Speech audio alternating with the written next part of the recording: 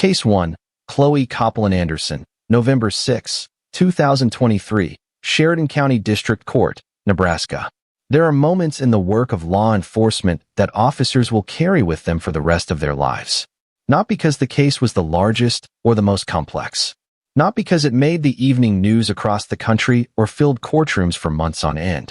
But because of what it revealed about the fragility of young life, the silence that can grow around desperation, and the devastating consequences when a crisis goes unseen, unsupported, and unaddressed. The town of Gordon, Nebraska sits in the northwest corner of the state, nestled within Sheridan County, a wide, open stretch of the Great Plains where the population is small, the distances between neighbors are long, and the sense of community runs deep. Gordon is the kind of place where people recognize one another at the grocery store, where high school football games draw the whole town, and where the idea of something like this happening feels impossible, until the day it does not. In November of 2023, that impossible feeling arrived. It began quietly, the way so many of these cases do. There was no dramatic scene, no public disturbance, no immediate alarm. What investigators would later piece together was a story that had been hidden entirely, a pregnancy concealed, a birth that happened in isolation, and a decision made in those terrifying, unmonitored hours that would alter the course of every life connected to it. Chloe Copeland Anderson was 16 years old at the time. A teenager. A young woman still in the middle of the years that are supposed to be shaped by school hallways and weekend plans, by learning and growing and figuring out who you are. Instead, she was carrying a secret that grew larger with every passing week, and she carried it alone. Investigators established through the course of their inquiry that Chloe had hidden her pregnancy from the people around her. The reasons behind that concealment, the fear, the shame, the sense that there was no path forward, no one to turn to, were never fully unpacked in public court documents. What the record shows is the outcome. She gave birth without medical assistance, without the presence of another adult, without the support of a hospital or a clinic or a family member standing beside her. And in the hours that followed that birth, the infant, a newborn who had just entered the world, did not survive. Law enforcement in Sheridan County began their investigation after the circumstances came to light. The details that emerged were devastating. The infant had been harmed. The manner in which the child lost their life, confirmed through a forensic examination by the Nebraska State Patrol and the Sheridan County Sheriff's Office, constituted a criminal act. Chloe Copeland Anderson was taken into custody. Because she was 16 years old, the initial question facing the legal system was one of jurisdiction. Nebraska law permits the prosecution of juveniles as adults when the nature of the charges and the circumstances of the offense meet certain thresholds. In this case, prosecutors made the determination to charge Chloe as an adult. The charge brought against her was first-degree murder. The case moved through the legal system with the weight that such a charge carries. Chloe's defense team worked to negotiate the matter, and ultimately, a plea agreement was reached. She pleaded guilty to a reduced charge of second-degree murder. The distinction in Nebraska law between first and second-degree murder relates to the question of premeditation, whether the act was planned in advance or occurred in the heat of a moment without prior deliberation. The plea to second degree acknowledged the act while reflecting a legal determination about the circumstances under which it occurred. On April 25, 2025, Chloe Copeland Anderson stood before Judge Travis O'Gorman in the Sheridan County District Court. She was now 17 years old. The judge reviewed the circumstances of the case, the nature of the plea, and the arguments presented by both the prosecution and the defense. Then he issued the sentence: 35 to 60 years in the Nebraska Department of Correctional Services. For a 17-year-old, that sentence stretches across virtually the entire arc of what would have been the most formative decades of her life. Under Nebraska's sentencing structure, she will serve a minimum of 35 years before she is eligible for any consideration of release. She will be in her early 50s, at the earliest, before she walks free, if she walks free at all. The reaction in Sheridan County and across Nebraska was one of profound sorrow layered over profound complexity. This was not a case that generated the kind of clear, clean public anger that some crimes do. It generated something harder to process: grief for the infant who lost their life, grief for the young woman whose own life had clearly spiraled into a crisis that no one caught in time, and a difficult conversation about what it means when a teenager faces a situation of this magnitude entirely alone. Advocates for child welfare and youth crisis intervention pointed to the case as a reminder that when young people, particularly young women, feel they cannot disclose a pregnancy, cannot access health care without fear, and cannot reach out to a trusted adult without judgment, the consequences can be irreversible. Nebraska, like many states, has a safe haven law, a provision that allows a parent to legally surrender a newborn at a designated location, such as a hospital, without fear of prosecution. Whether Chloe was aware of that option, or whether she was in any mental or emotional state to access it in those moments, was never publicly established. What was established, through the formal record of the Sheridan County District Court, is that a newborn child did not survive, that a young woman now carries the legal and personal weight of that outcome for the foreseeable future of her life, and that the community of Gordon, Nebraska was left grappling with questions that no verdict can fully answer. The Nebraska Attorney General's office confirmed the conviction and sentence. The case of Chloe Copeland Anderson became part of the permanent record of the state's legal history, a record that speaks not only to the law, but to the gaps that exist when young people in crisis are left without the support systems they need. For the victims of crimes like these, including the children who never have the chance to grow up, advocates continue to push for stronger youth crisis resources, improved access to safe haven awareness, and community-level education that reaches teenagers before situations reach the point of no return. Justice was delivered in Sheridan County. But the deeper questions about prevention, about support, about what this state and this country owe to its most vulnerable young people remain open. And they will remain open until more is done to close them. If you or someone you know is a young person in crisis, the Boys Town National Hotline is available 24 hours a day, 7 days a week, at 1-800-448-3000. They offer confidential support for young people facing situations they feel they cannot handle alone. You do not have to face it alone. If this case moved you, if it made you think, if it made you want to stay informed about the stories that matter, please take a moment right now to like this video. Your support allows this channel to keep telling these stories with the care and the depth that the victims and their families deserve. Hit that subscribe button and join the Cold Case Hour community today. Case 2, Charlotte Schilling, May 10, 2012, Council Bluffs Police Department in Plattsmouth, Nebraska Public Record. There is a particular kind of silence that falls over a small community when tragedy arrives not from outside its borders, but from within the walls of a home it thought it knew. Plattsmouth, Nebraska is a quiet city of just under 9,000 residents, located in Cass County along the western bank of the Missouri River, just south of Omaha. It is the kind of town that takes pride in its history, its riverfront, and its close-knit identity. In May of 2012, that community was shaken by a loss that left no answers, only grief, confusion, and an ache that would not go away. Charlotte Schilling was a mother. She had a 10-year-old son named Owen, a child described by those who knew him as bright, energetic, and full of the particular kind of life that belongs only to children on the edge of growing up. Owen was at the age where the world begins to open up, where curiosity takes root and possibility feels endless. He was 10 years old. He had his whole life ahead of him. What happened on May 10, 2012 was not investigated as a crime scene with a surviving perpetrator. There was no arrest, no trial, no courtroom testimony. What there was, at the end of a long and painful investigation by law enforcement, was a determination, a formal conclusion reached by the Council Bluffs Police Department after Charlotte Schilling and her son Owen were found at Lake Manawa State Park, across the state line in Iowa, not far from the Nebraska community they called home.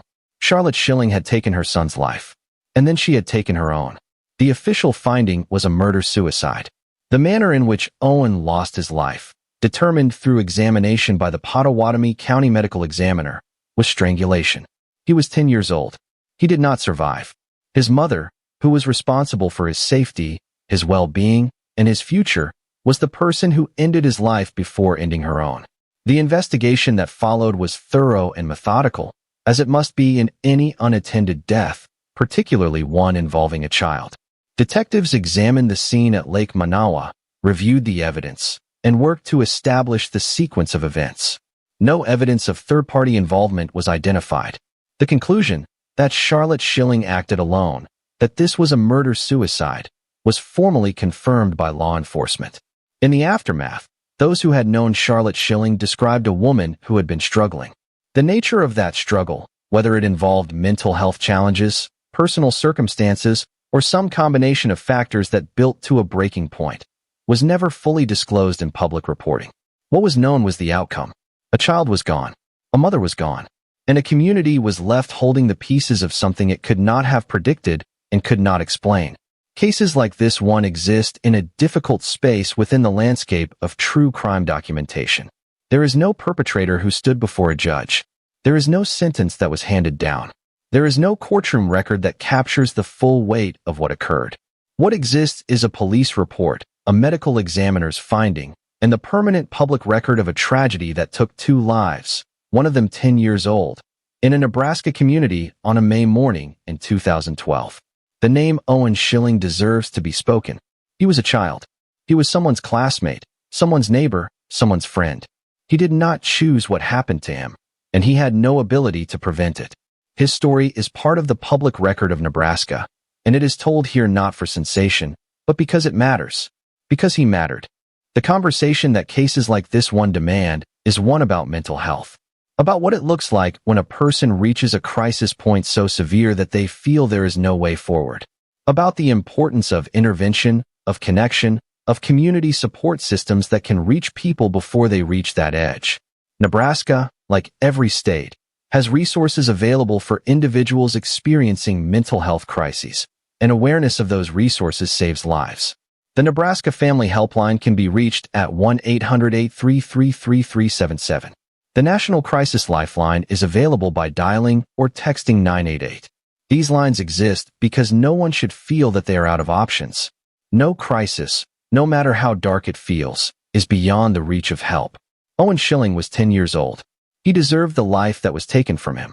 His memory is part of this record because it should be, because the children at the center of these tragedies must never be reduced to footnotes in someone else's story. If this case stayed with you, if it reminded you of why these stories matter, please like this video. We tell these stories because the victims deserve to be remembered, and because communities deserve to understand what happened within their borders. Subscribe today and become part of a community that believes in truth, in accountability, and in never forgetting. Case 3, Bailey Boswell, November 2017, Saline County District Court, Nebraska. Some cases reshape the way an entire state thinks about danger. Not because the crime was the first of its kind, not because the legal proceedings were unprecedented in every detail, but because of the specific combination of factors involved: the youth of the perpetrator, the calculated nature of what was done, the victim who never came home, and the legal battle that followed for years afterward. The case of Bailey Boswell is one of those cases. It is a case that Nebraska will not forget and should not forget, because at its center is a young woman named Sydney Luff who deserved so much more than what she received on a November night in 2017. Sydney Luff was 24 years old. She was originally from Nalai, Nebraska, a small town in the northeastern corner of the state. She had moved to the Lincoln area, was working at a hardware store, and was living the kind of early adult life that is defined by figuring things out, meeting people, building a social circle, navigating the particular blend of independence and uncertainty that comes with being 24 and finding your footing in the world. She was described by her family and friends as warm, funny, and full of energy. She was someone who made people around her feel welcome. In November of 2017, Sydney was using a dating application on her phone, the kind of digital social platform that had become ordinary and unremarkable for millions of young adults. She matched with a woman who identified herself as a potential romantic connection. Her name, as Sydney knew her, was on the app. In reality, she was Bailey Boswell, 23 years old, from the Wilbur area of Saline County. Bailey Boswell was in a relationship with a man named Aubrey Trail. What Sydney Luff did not know, what she could not have known, was that Bailey Boswell and Aubrey Trail had been discussing, in communications that investigators would later examine, acts of violence against another person. The details of what they planned, and how they planned it, emerged through the course of one of the most closely watched criminal trials in Nebraska's modern history. But for Sydney, there was no warning. There was only a date arranged through an app, a time and place agreed upon, And then, on November 15, 2017, she walked out of her apartment in Lincoln and was never seen alive again. Sydney's family reported her missing when she failed to show up for work and stopped responding to messages. The alarm spread quickly through her network of friends and family, and law enforcement launched a search. In the days that followed, what emerged on social media and in the investigation was deeply troubling. Footage surfaced, a video posted online by Bailey Boswell and Aubrey Trail, in which the two appeared to claim knowledge of Sydney's whereabouts while simultaneously working to manipulate the public narrative. Investigators recognized immediately that these were not the actions of uninvolved bystanders. Bailey Boswell and Aubrey Trail were taken into custody in December of 2017. At that point, Sydney had still not been found. The search for her continued even as the two suspects were in custody, and what investigators eventually located, across rural areas of Clay County, Nebraska, were human remains. The manner in which Sydney's remains were recovered indicated that significant efforts had been made to prevent identification and to impede the investigation. The remains had been separated and distributed across a wide area, wrapped in materials that were later forensically analyzed. The finding confirmed what the Luff family had feared since the night Sydney did not come home. The legal proceedings that followed stretched across multiple years. Aubrey Trail was tried separately and was convicted of first-degree murder in August of 2019, receiving a sentence of death, one of only a small number of death sentences handed down in Nebraska in recent decades. His case drew attention for a dramatic courtroom incident in which he attempted to harm himself during proceedings. Bailey Boswell's trial came later.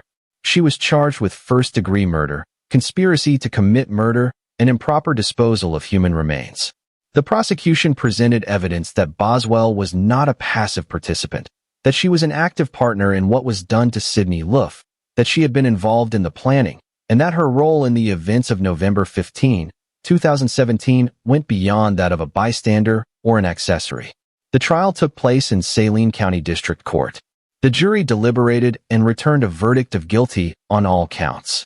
Bailey Boswell was convicted of first-degree murder, conspiracy to commit murder, and improper disposal of human remains. The jury's recommendation regarding the sentence was a matter of significant legal and public debate. Under Nebraska law at the time, a panel of 3 judges, not the jury, was responsible for determining whether the death penalty would be imposed. The prosecution sought the death sentence. Had it been imposed, Boswell would have become the first woman on Nebraska's death row. The 3-judge panel deliberated. The panel was divided. They did not reach a unanimous agreement in favor of the death penalty. As a result, the death sentence was not imposed. On November 8, 2021, Bailey Boswell was sentenced to life in prison without the possibility of parole by the Saline County District Court. She will spend the rest of her life incarcerated. The legal proceedings did not end there.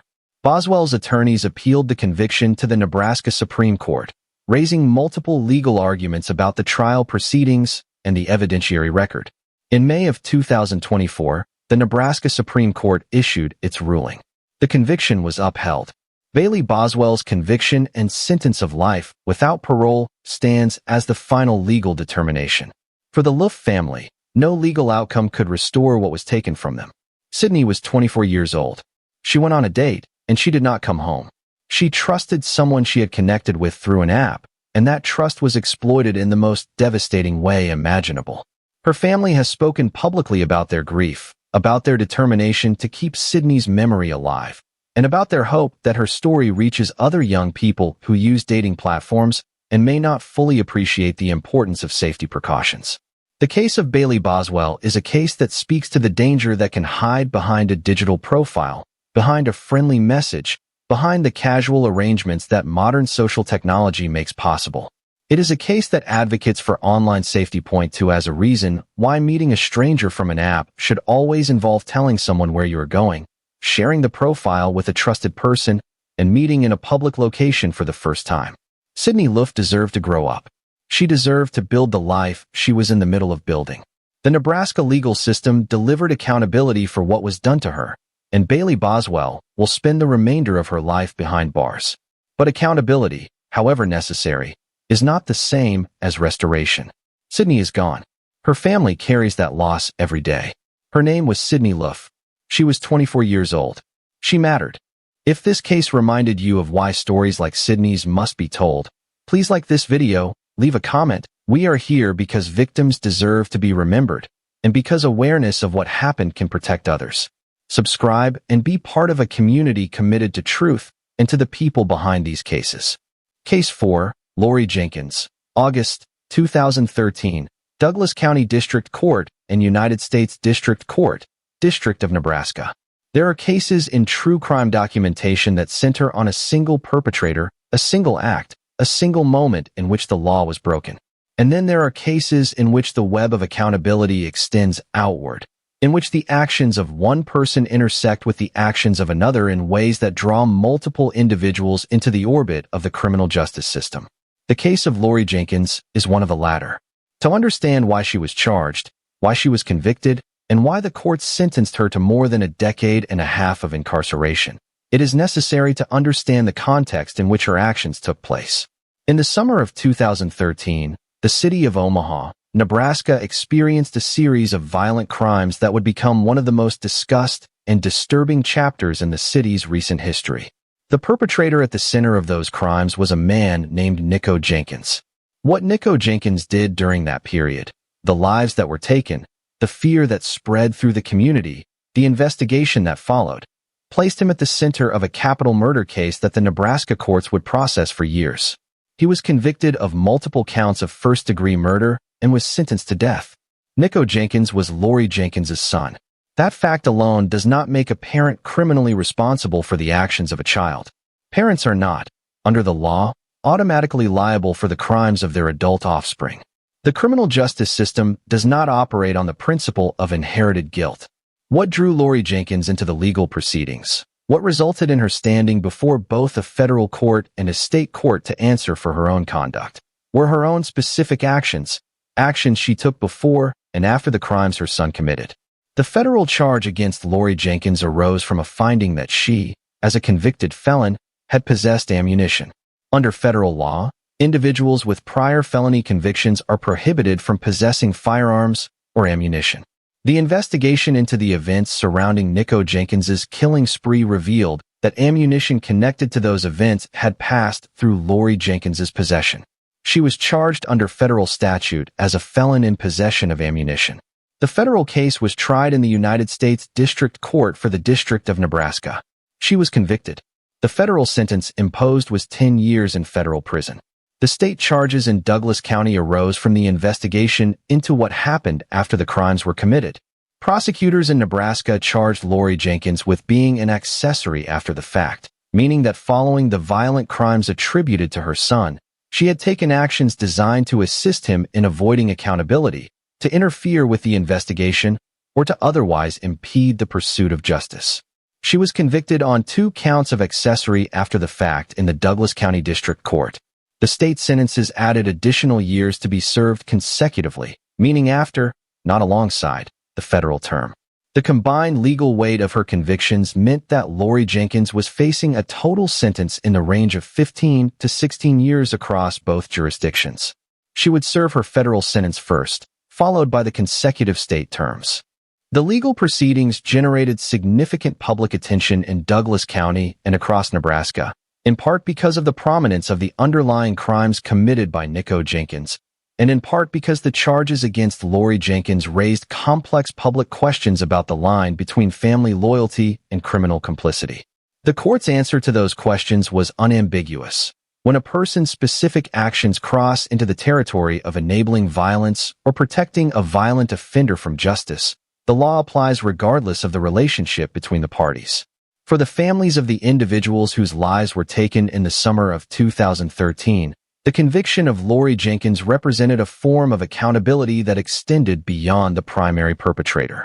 It was an acknowledgement by the legal system that the actions taken in the aftermath of violent crime, the cover-ups, the assistance, the obstruction, carry their own weight and their own consequences. The victims of the crimes at the center of this case were real people. Jorge Cajiga Ruiz, Juan Uribe Pena, Curtis Bradford, Andrea Kruger. Each of them lost their life in the summer of 2013 in circumstances of terrifying violence.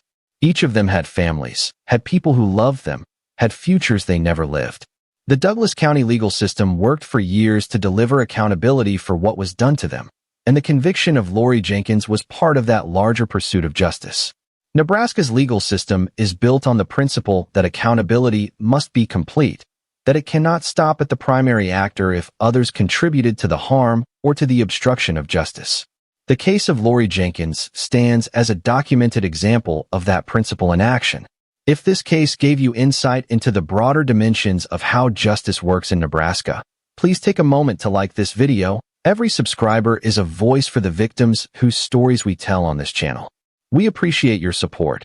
Hit that subscribe button and stay with us for the cases still to come. Case 5. Rachel Bickerstaff, September 27, 2024, Douglas County District Court, Nebraska.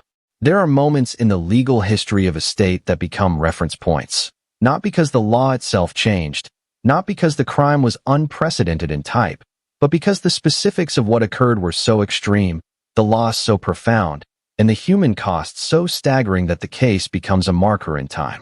In Douglas County, Nebraska, the case of Rachel Bickerstaff is that kind of marker. It is a case defined by the magnitude of what was lost, by the identity of the victims, and by the sentence that the court ultimately imposed. On the evening of September 27, 2024, Rachel Bickerstaff was behind the wheel of a vehicle in Omaha. She was not alone. In that vehicle were her 3 young daughters, a 5-year-old, an 18-month-old, and an 11-day-old infant, a child who had been in the world for less than 2 weeks. 3 children, 3 daughters, 3 lives at the very beginning of their existence, placed in the care of the one person the law and society charge above all others with their protection. Toxicology results obtained by law enforcement and entered into the court record established that at the time of the crash, Rachel Bickerstaff's blood alcohol concentration was 0.216, more than 2.5 times the legal limit of 0.08 in Nebraska. The vehicle data retrieved from the car established the speed at which she was traveling at the moment of impact. That speed was 142 miles per hour. 142 miles per hour. In a residential and roadway area of Omaha, with 3 children in the vehicle. The crash that followed was catastrophic. All 3 of Bickerstaff's daughters did not survive. A 4th victim, another driver who was struck, also lost their life as a result of the collision. 4 people were gone. 3 of them were children, the youngest of whom had not yet completed her 2nd week of life. The Douglas County Sheriff's Office and the Omaha Police Department responded to the scene. Law enforcement officials who were present in the immediate aftermath of the crash described a scene of complete devastation. The investigation that followed moved swiftly, given the clarity of the physical evidence, the toxicology, the vehicle data, the witness accounts, and the forensic reconstruction of the collision. Rachel Bickerstaff was taken into custody. She was charged with 4 counts of motor vehicle homicide while driving under the influence. The charges reflected each of the 4 lives that were taken that night, including the 3 children who were in her care. The case proceeded through the Douglas County District Court. The evidence against Bickerstaff was overwhelming in its documentation. The prosecution presented the toxicology findings, the vehicle speed data, the records of the deaths, and the circumstances of the crash in their totality. The weight of the courtroom proceedings was immense. On June 18, 2025, Rachel Bickerstaff appeared before Judge Molly Keene in the Douglas County District Court for sentencing. Judge Keene reviewed the full scope of what the evidence had established, the extreme intoxication, the catastrophic speed, the identity of the victims, and the totality of the harm caused. She then issued the sentence: 140 to 180 years in the Nebraska Department of Correctional Services. The sentence was one of the most significant handed down in Douglas County in recent memory. For legal observers, the structure of the sentence, 140 years minimum before parole eligibility, 180 years maximum, reflected the court's assessment of the gravity of 4 lives taken and the specific circumstances under which they were taken. The minimum term alone exceeds the span of a normal human lifetime by decades. In the courtroom, members of the victims' families were present. They had prepared and delivered victim impact statements, accounts of what the loss of these 4 individuals had meant to those who loved them. For the families of the 3 children, those statements were accounts of the specific, irreplaceable nature of what was gone. A 5-year-old who had barely begun, an 18-month-old who was still being introduced to the world. An 11-day-old infant who had not yet had the chance to be known. The Nebraska legal community noted the case as significant not only for the sentence, but for what it illustrated about the consequences of driving under the influence at extreme levels. Advocacy organizations focused on impaired driving prevention pointed to the Bickerstaff case as a devastating real-world demonstration of the kind of catastrophic harm that results when a driver makes the choice to operate a vehicle in a severely impaired state. In Nebraska and across the country, organizations including Mothers Against Drunk Driving continue to work for stronger prevention, stronger enforcement, and greater public awareness of the risks associated with impaired driving. The 4 lives taken on September 27, 2024 are now part of that advocacy record, names and faces attached to statistics that are too often abstract. The children who were in that vehicle deserve to grow up. They deserve the childhood that lay ahead of them, the milestones that were never reached, the people they would have become. The Douglas County District Court delivered accountability for what was done to them. Rachel Bickerstaff will serve the rest of her natural life in Nebraska's correctional system. For child safety resources in Nebraska, the Nebraska Child Abuse and Neglect Hotline can be reached at 1-800-65-1999. The protection of children from every form of harm remains one of the most urgent priorities in this state and in this country. If this case moved you, if it reminded you of why accountability matters, please like this video, leave a comment about what you're thinking. This channel exists because of viewers like you who believe that truth matters and that victims deserve to have their stories told. Subscribe now and never miss a case. Case 6. Carla Montoya, March 12 through 13, 2016, Madison County District Court, Nebraska. The city of Norfolk, Nebraska is the largest city in Madison County, a regional hub in the northeastern corner of the state. It is a city of industry, agriculture, and community, a place that serves as a center of civic and economic life for the surrounding region. Its courts, its law enforcement agencies, and its social services infrastructure exist to protect the people who live there, including the most vulnerable among them. In March of 2016, those protective systems were put to the test in the case of Carla Montoya, and what the Madison County courts ultimately determined, after a trial, a conviction, and years of legal review, stands as a record of what the Nebraska justice system can do when a child's life is taken by the person entrusted with her care. The victim at the center of this case was 4 years old. Her name was Kaylee Honey. She was Carla Montoya's daughter. She was 4 years old, which means she was still at an age of complete dependence, dependent on the adults in her world for food, for safety, for comfort, for the basic conditions of a healthy life. She trusted, in the way that only very young children can trust, entirely and without reservation. On or around March 12 and 13 of 2016, Kaylee Honey sustained injuries at the hands of her mother. The nature and severity of those injuries were documented by medical professionals and forensic specialists in terms that left no ambiguity about their origin or their cause. This was not an accident. This was not a fall, not an unforeseeable domestic incident, not a momentary lapse of supervision.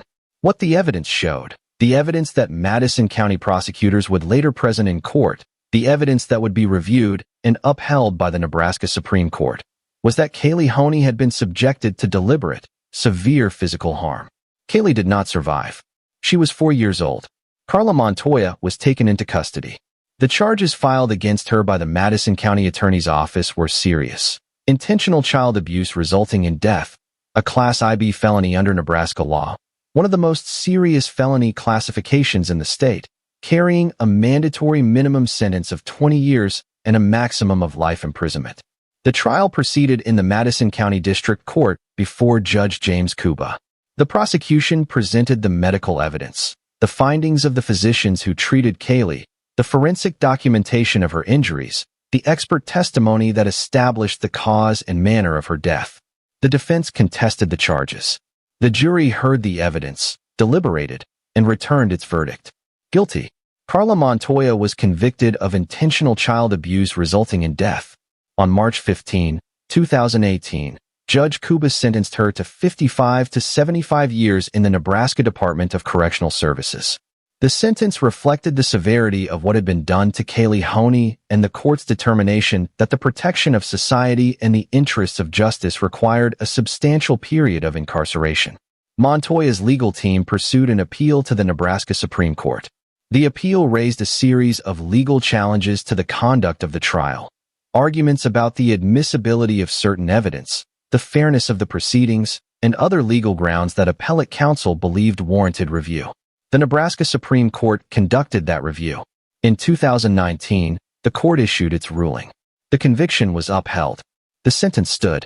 The case of Carla Montoya moved through the Madison County courts, through the Nebraska appellate system, and into the permanent legal record of this state with a clarity of outcome that the legal process sometimes makes difficult to achieve. The evidence was compelling. The jury reached its verdict. The trial court imposed a significant sentence. The Supreme Court confirmed that the proceedings had been fair and the conviction was proper.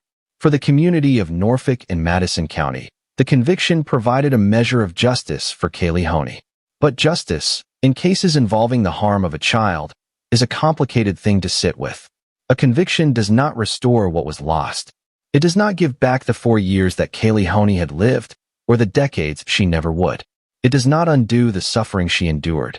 What it does is name what happened, hold a person accountable for it, and establish through the formal record of the court that what was done to Kaylee Honey was wrong, that it was criminal, and that it carried consequences. Kaylee Honey was 4 years old. She was someone's child, and she deserved to be safe. She deserved to be protected. She deserved to grow up. The Nebraska Child Welfare and Protective Services System, like those in every state, works to identify children who are at risk before harm occurs. If you are aware of a child who may be in an unsafe situation, the Nebraska Child Abuse and Neglect Hotline is available at 1-800-65-1999. Reports can be made confidentially. The call you make could be the one that saves a child's life. If Kaylee's story stayed with you, please like this video, leave a comment. We are grateful for every viewer who takes the time to engage with these stories and to honor the memory of victims like Kaylee Honey. Subscribe today and continue standing with us for the truth. Case 7, Carrie Jones, August 4, 2022, Cedar County District Court, Nebraska. There are places in Nebraska so small, so deeply rural, so defined by the rhythms of farming and ranching and the quiet passage of seasons, that violence feels almost incompatible with their landscape. Laurel, Nebraska is one of those places. It sits in Cedar County, in the far northeastern corner of the state, a community of fewer than 1,000 people, where family names have been attached to the same land for generations, where neighbors know one another not just by sight, but by history. It is the kind of place where you do not lock your doors, where a raised hand from a passing truck is a common greeting, and where the idea of your neighbors being in danger feels so remote as to be almost unthinkable. On August 4, 2022, for people in Laurel, Nebraska did not survive what their neighbor brought to their doorstep. What happened in Laurel on that day became one of the most devastating events in Cedar County's history, a quadruple tragedy that reached into the core of a community and left it permanently changed. The victims were Jean Twyford, 86 years old, Janet Twyford, 85 years old, Dana Twyford, 55 years old, and Michelle Ebeling, 53 years old. For people, 3 members of one family, and a neighbor who lived nearby. Their ages alone speak to the nature of this community. Multi-generational families, elderly residents who had spent the better part of a century building their lives in Cedar County, younger adults who were still very much in the middle of their years. All 4 of them lost their lives on August 4, 2022. And then the homes connected to the scene were set on fire. The individual identified by law enforcement as the primary shooter was Jason Jones, Carrie Jones's husband. The investigation conducted by the Nebraska State Patrol, the Cedar County Sheriff's Office, and coordinating agencies established that Jason Jones was responsible for the direct acts of violence against the 4 victims. He was charged accordingly, and the legal proceedings against him moved through the Cedar County courts. But the investigation did not stop with Jason Jones.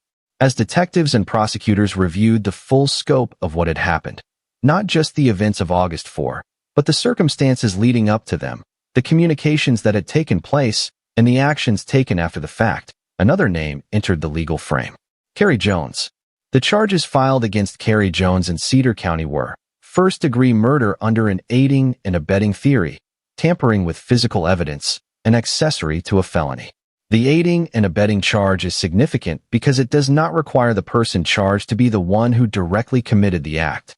Nebraska law, like the laws of most states, recognizes that individuals who plan, assist, encourage, or facilitate the commission of a crime carry criminal responsibility for that crime even if they did not physically execute the final act. The prosecution's case against Carrie Jones centered on evidence that she was aware of what her husband planned to do, that she was involved in discussions about it prior to the events of August 4, and that she took actions following the events designed to interfere with the investigation and protect her husband, or herself, from accountability. The specific details of those communications and actions were presented to the jury through the documentary evidence, witness testimony, and forensic findings gathered during the Nebraska State Patrol's extensive investigation. The trial proceeded in the Cedar County District Court. The jury heard the evidence presented by both the prosecution and the defense. Carrie Jones's legal team contested the charges, challenging the sufficiency of the evidence connecting her to the planning and aftermath of the crimes.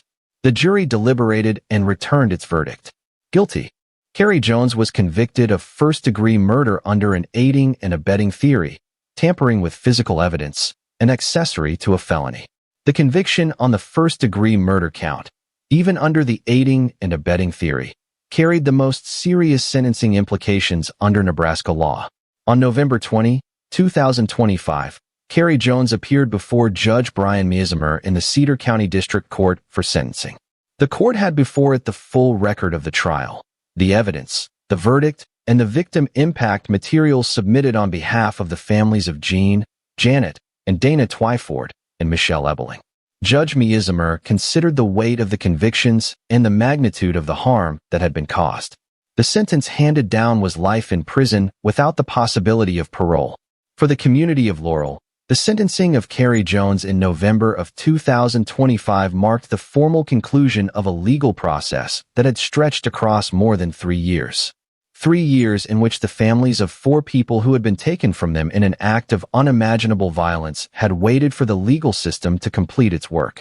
Jean and Janet Twyford had lived more than 80 years each in a community that they helped to shape. Dana Twyford was 55, still in the full middle of life. Michelle Ebeling was 53, a neighbor and community member whose loss was felt throughout the area. None of them had any reason to anticipate what came to their door on August 4, 2022.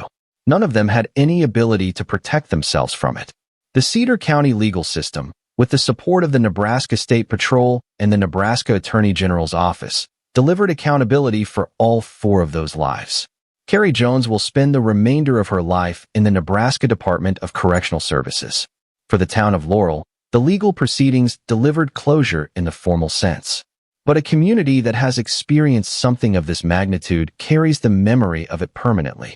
The families of Jean, Janet, Dana, and Michelle carry the specific weight of 4 absent chairs at every table, every holiday, every gathering. Their names matter. Their lives mattered. The Cedar County Court said so, in the formal language of the law, on November 20, 2025. If this case gave you a sense of why community awareness and accountability matter, please like this video, leave your thoughts in the comments. These are stories that deserve to be told and remembered. Subscribe today and stand with us for truth and for the victims who can no longer speak for themselves. Case 8, Jessica Burgess, 2022, Madison County District Court, Nebraska. Not every case that enters the Nebraska court system does so under the same kind of public clarity that surrounds a violent crime captured on a timeline by forensic investigators. Some cases arrive in court because of circumstances that are complex, layered, and entangled with the specific laws that exist in a particular state at a particular point in time. The case of Jessica Burgess from Norfolk, Nebraska, is one of those cases. It is documented here as it exists in the formal record of the Madison County District Court, as a legal case with specific charges, a specific outcome, and a specific sentence handed down by a Nebraska judge. Jessica Burgess was a mother. In 2022, circumstances involving her teenage daughter and the termination of a pregnancy resulted in Jessica Burgess facing criminal charges in Madison County. The charges against her were filed under Nebraska law and related to two specific legal provisions: a state statute governing the timing of abortions and a provision related to the handling of human remains. Nebraska law at the time of the events in 2022 prohibited abortion beyond 20 weeks of gestation, except in specific circumstances provided by the statute. The charges filed against Burgess included performing or aiding in a procedure that fell outside the parameters of that statute. She was also charged with offenses related to the concealment and handling of the remains following the termination of the pregnancy, and with providing false information to investigators. The case was processed in the Madison County District Court under the authority of Judge Mark Johnson. Burgess entered a plea that resolved the charges, and on September 22, 2023, she was sentenced. The sentence imposed by Judge Johnson was 2 years in the Nebraska Department of Correctional Services. The case drew significant attention from national media, in part because it arose in the period following the United States Supreme Court's decision in Dobbs v. Jackson Women's Health Organization in June of 2022, which returned to individual states the authority to regulate abortion. Nebraska, as a state that moved quickly to implement restrictions following that decision, became the backdrop for one of the more closely watched prosecutions in the country that year. This documentary presents the case of Jessica Burgess as a documented legal matter.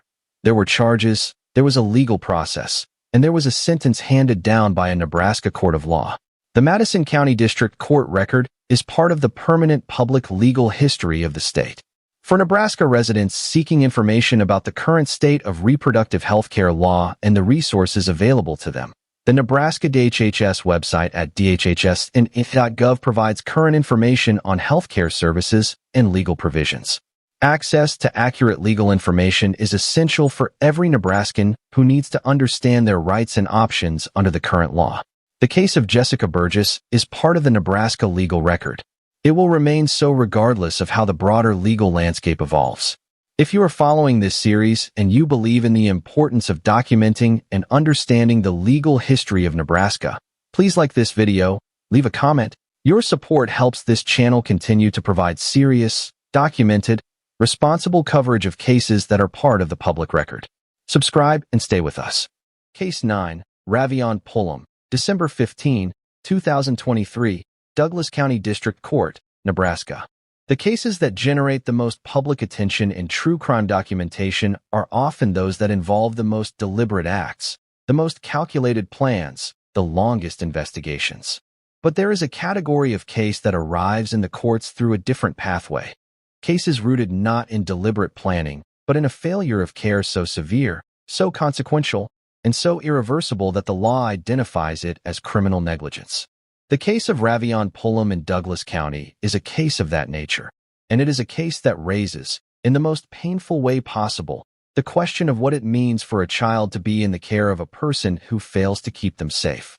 On December 15, 2023, law enforcement and emergency services in Omaha responded to a call involving a 10-month-old child. The child, a 10-month-old boy, was unresponsive. The investigation that followed established that the child had been left unsupervised in a bathtub and had drowned. He was 10 months old. A 10-month-old child has no capacity for self-preservation. A child of that age cannot roll over deliberately, cannot sit up unaided in water, cannot cry out in a way that will be heard if no one is close enough to hear. The supervision of a child that young in or near water requires the constant, attentive, physical presence of a responsible adult. When that presence is absent, the risk is not merely elevated. It is, in a real sense, a matter of life and death. Ravion Pullum was the child's mother.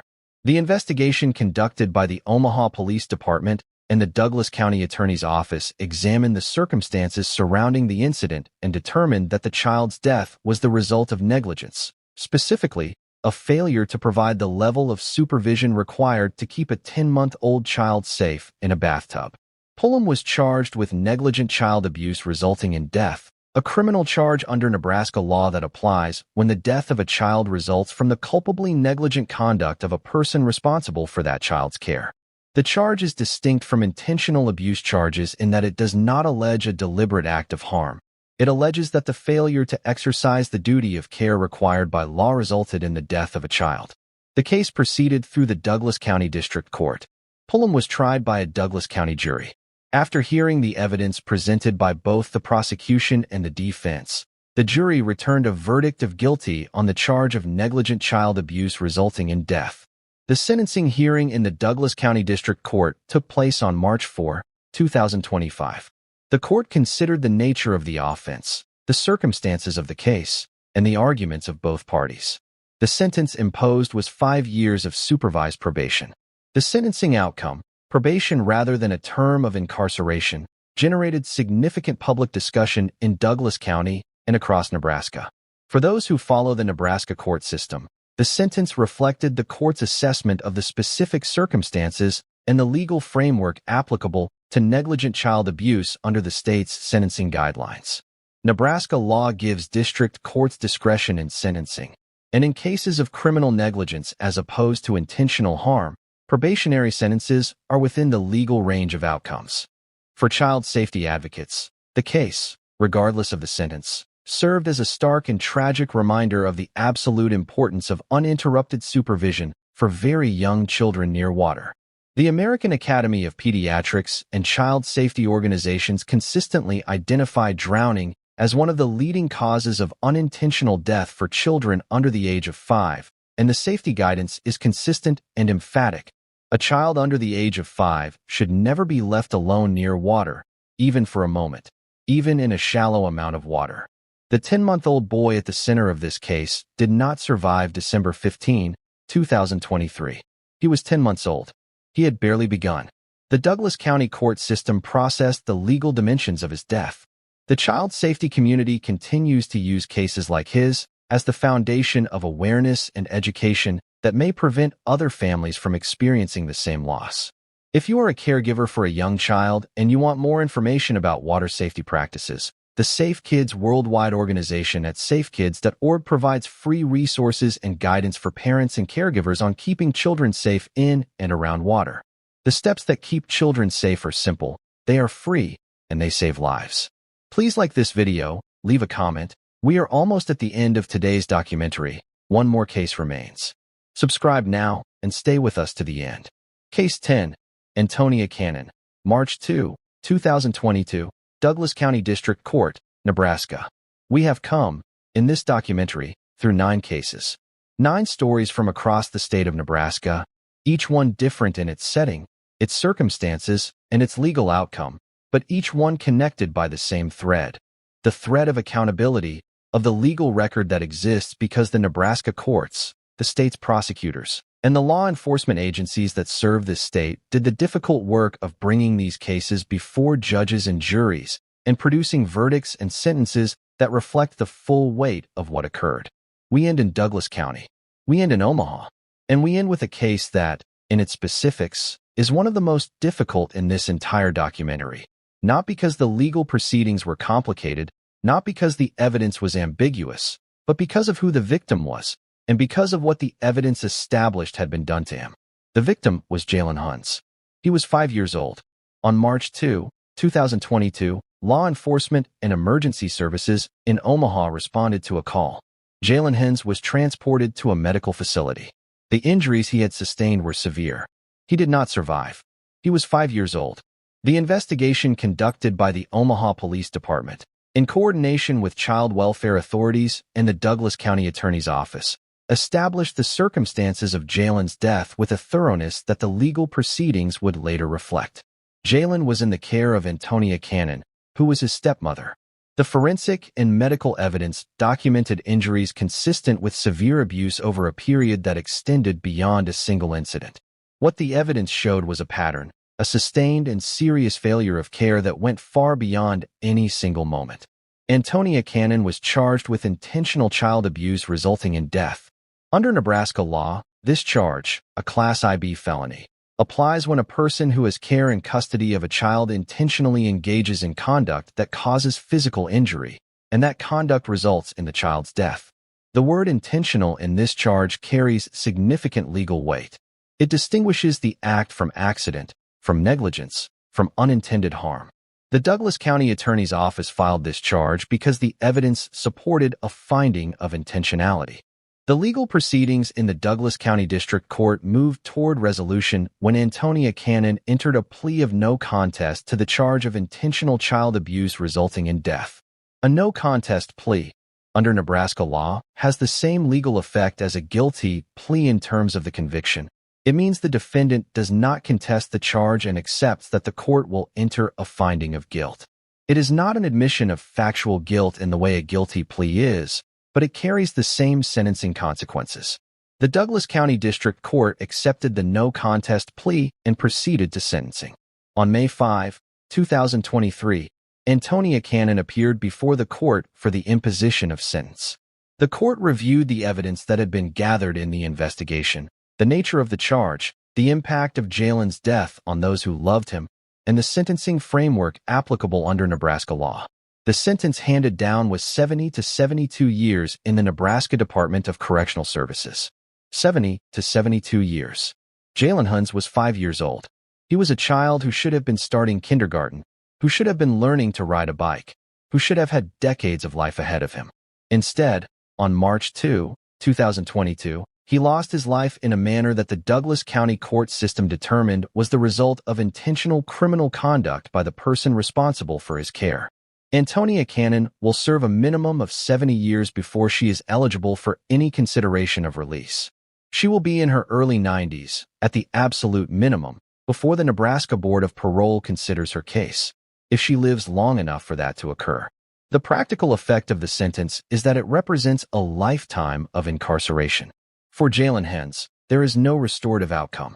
There is no court decision, no sentence, no legal proceeding that brings a 5-year-old child back. What the legal system can do, and what the Douglas County courts did, is name what happened, hold the responsible party accountable, and create a formal record that says clearly and permanently, this child's life mattered. What was done to him was wrong, and the law will respond accordingly. Child abuse awareness and prevention remains one of the most urgent priorities in Nebraska and in every state. If you have concerns about a child in your community who may be experiencing abuse or neglect, please do not wait and do not hesitate. The Nebraska Child Abuse and Neglect Hotline is available 24 hours a day, 7 days a week, at 1-800-652-1999. Reports can be made anonymously. The call you make may be the most important thing you do today. Jalen Huns was 5 years old. His name deserves to be spoken. His story deserves to be told. And the accountability that the Douglas County courts delivered in May of 2023 is part of the permanent record that says his life had value, immeasurable, irreplaceable value, and that the law of Nebraska recognized it as such. This documentary, 10 Cases from Across the State of Nebraska, 10 Examples of the Justice System at Work, 10 Names of Victims Who Did Not Choose What Happened to Them, is part of Cold Case Hour's commitment to responsible, serious, and dignified true crime documentation. Every case presented here is drawn from verified public records, court documents, law enforcement findings, and credible journalism. Every victim named in this documentary was a real person whose story deserves to be told with care. If these cases stayed with you, if they made you think, if they reinforced your belief that accountability matters, that victims deserve to be remembered, and that communities are stronger when they are informed, then this documentary did what it was meant to do. Please like this video, leave a comment, and tell us which case you found most significant or which story you think more people need to hear. Hit that notification bell so you never miss a new documentary. This community exists because of every viewer who chooses to stay, to engage, and to stand with us in the belief that truth matters and that the victims at the center of these stories are never forgotten. We will see you in the next documentary.